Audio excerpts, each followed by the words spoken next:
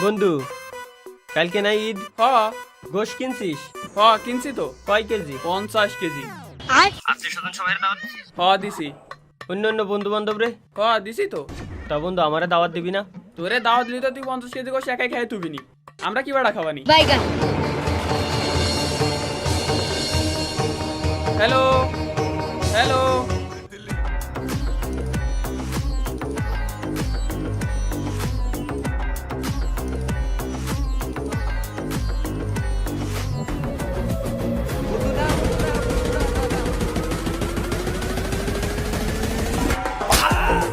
ঈদের দাওয়াত দিবি না?